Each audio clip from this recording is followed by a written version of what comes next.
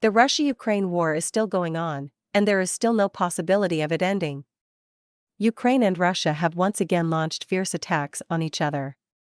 2024 is destined to be an unstable year. The Russian airstrike destroyed the Memorial Hall of Roman Shukovich, a former Ukrainian Nazi SS member, in Lviv, Ukraine. Russia launched 158 consecutive missile and drone attacks across Ukraine, causing huge loss to Ukraine. Although Ukraine also tried its best to attack Russia, the effect was very small, especially since most of Ukraine's drones and missiles were intercepted by Russia's air defense system and could not cause much casualties to Russia.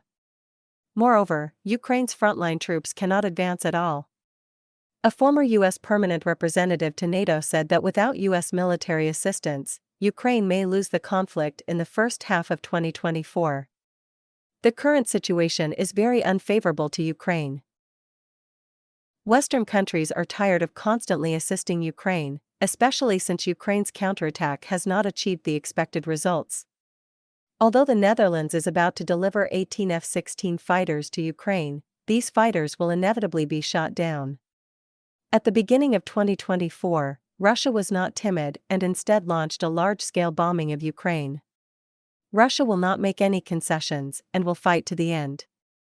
In 2023, the Russian armed forces established 2 combined armies, a combined aviation force, and 50 corps and military units, including 4 divisions, 18 brigades, and 28 regiments. Russia quickly established 3 armies and 50 corps, demonstrating Russia's strong combat effectiveness.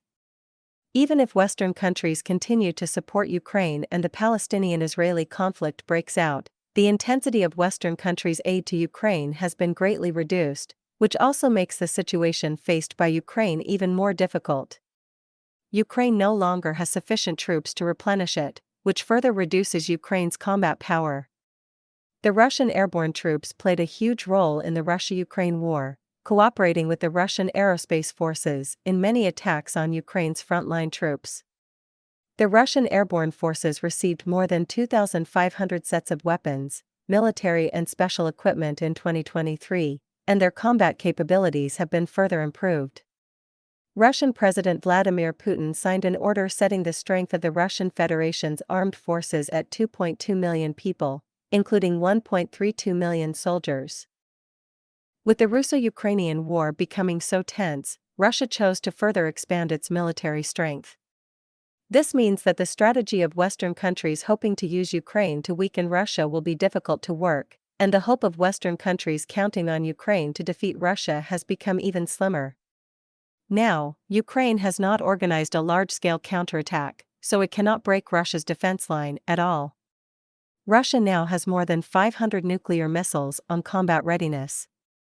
In the Russo-Ukrainian war, Russia's real opponents were Western countries.